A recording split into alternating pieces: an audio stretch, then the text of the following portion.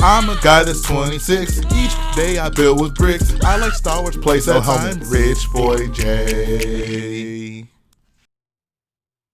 Hello boyos, Rich Boy J here, back with another video, and this is going to be another episode of Your Questions Answered. If you're unfamiliar with the series, Your Questions Answered is a Q&A series that I do here on this channel, so if you want to see one of your questions answered, leave a comment in the comment section below. Make sure it is Lego, Star Wars, or Lego Star Wars related, and then check back next week to see if you make the cut. It is Christmas week, so you know what that means. I am bringing back everyone's favorite hat. Yes, the Rich Boy J Yoda Christmas Santa hat.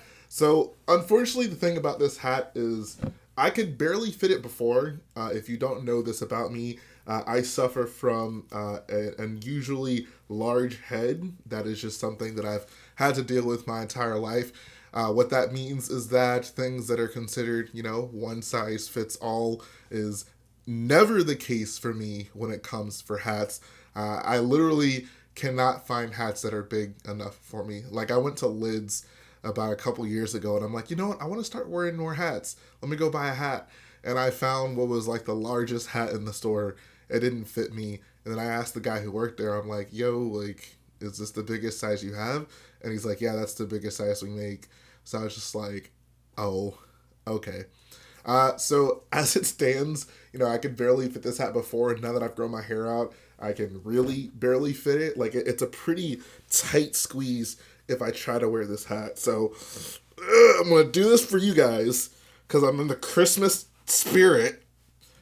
But just know, if you see me rocking this hat, I am in excruciating pain, but I am doing it because I love you guys. Now let's get right to it. First question today comes from Dark Jar Jar. He says, "Hi Jay, I'm loving all the uploads. I'm wondering if you have any thoughts on The Force Unleashed. The first game is one of my favorites in the Star Wars, and I've played it several times. I'm currently building a custom Rogue Shadow from the second game.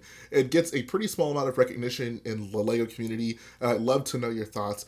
Very interesting question. I don't get too many questions about The Force Unleashed. It is one of those rare occasions where we got a LEGO set based on something that was pretty exclusively in the expanded universe, so that makes it kind of special in the LEGO realm. I do find it interesting that you mentioned that you're building the Rogue Shadow from the second game.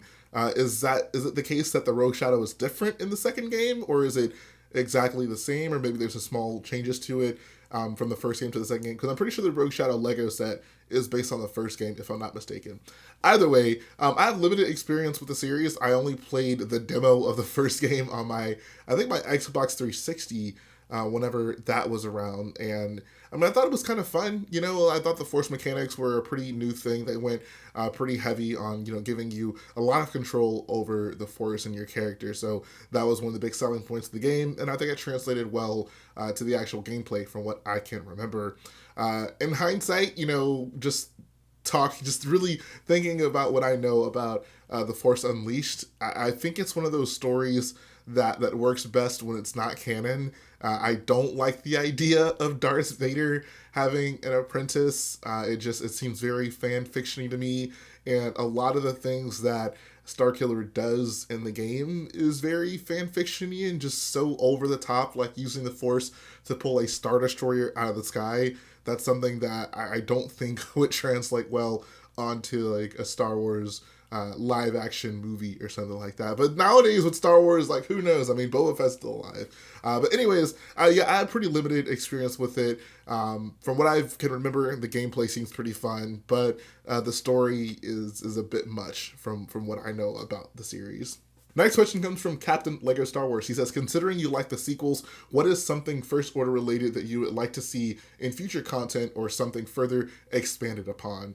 This is an interesting question. At this point, honestly, it's hard for me to get super excited about something First Order related, not because I dislike the First Order or anything like that, but I guess more so just because I kind of want Star Wars to move forward. Like, I enjoyed things that happened with the First Order, and I certainly would prefer a First Order story to something, like the Empire, which we've seen times and times again.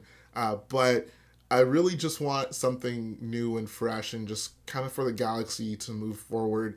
I don't have much interest in seeing pre-existing things being explored further. I'd rather them just kind of move on past the Skywalker saga, like give us a new so to speak, world of Star Wars to get excited about. If I had to pick something that I would like to see, maybe like FN 2187's formative years could be interesting, like seeing those guys getting indoctrinated into the First Order, seeing maybe him kind of go from really wanting to go back to his family to accepting his fate as a stormtrooper and maybe dealing with some of the propaganda like that might be interesting, I guess. Ultimately, though, I really would just like to move past all that. I don't want to see stormtroopers in Star Wars anymore, if I'm being quite honest.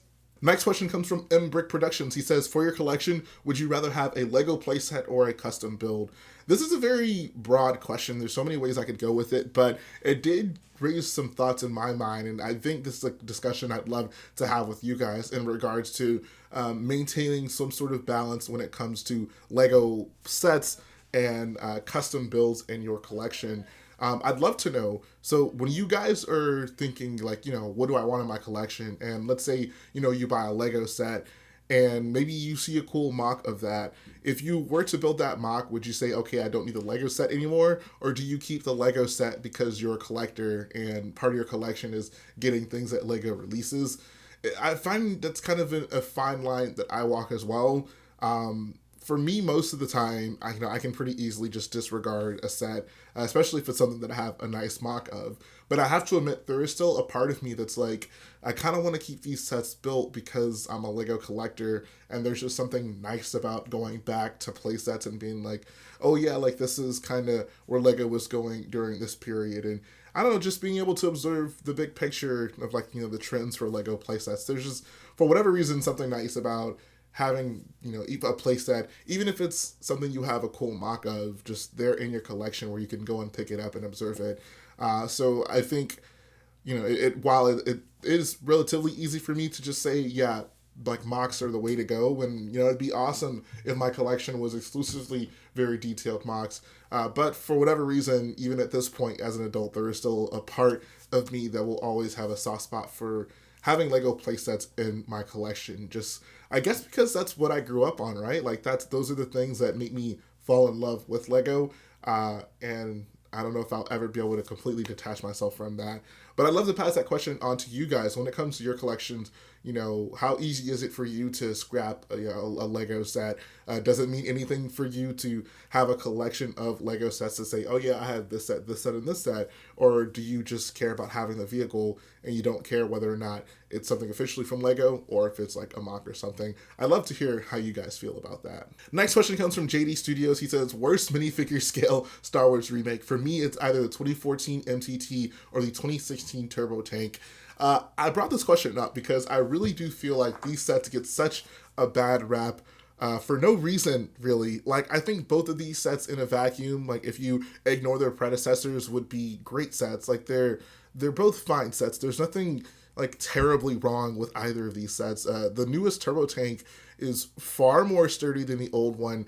It has a decent amount of space for figures. It comes with, I'd say, a better figure selection than the original one did, and even the Clone Wars one as well. So I don't know. I don't really get the hate towards that one. The MTT I can understand a little bit more just because the original one was such an unprecedented set with an insane amount of droids. But I think when you actually look at the sets for what they are, for me at least, I think the newest MTT just looks so much better than the middle one. Just the proportions, everything are far more accurate. Yeah, it isn't as big, but I think Lego captured the overall shape of the MTT quite a bit better with that most recent one, the 2014 one, than they did with the 07 or 08 one, whenever that one came out.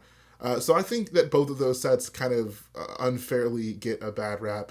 Now, if you had to ask me, like, what do I think is my like worst minifig scale remake? Honestly, I might have to go with a Snowspeeder.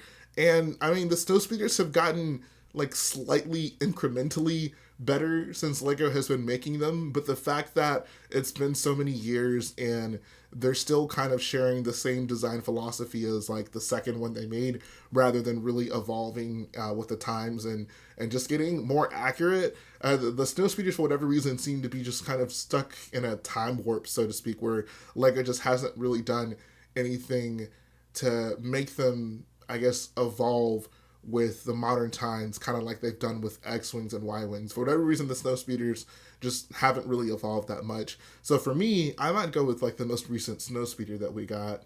I know it's not necessarily like worse than its predecessor, but the fact that it's only slightly better than, you know, the one we got in 2004, I think that says a lot about just the way Lego has approached snow speeders. And I definitely think it's time for them to just give that design a complete overhaul, just abandon that original design and really just try to hone in on something new that looks more like a snow speeder. Next question comes from Most Marvelous Mox. He says, are there any Lego techniques that are bad in your opinion? I like that you added in your opinion to this question, because at the end of the day, that really is what it boils down to. Everyone has certain things they like to see in Lego. Like, I personally love the snot aesthetic. I love the clean, non-studless look. I think that is like the epitome of a great Lego creation. But there are plenty of people out there who like to see studs on Lego. They either don't mind it or actively prefer it because it gives it a Lego look, so to speak.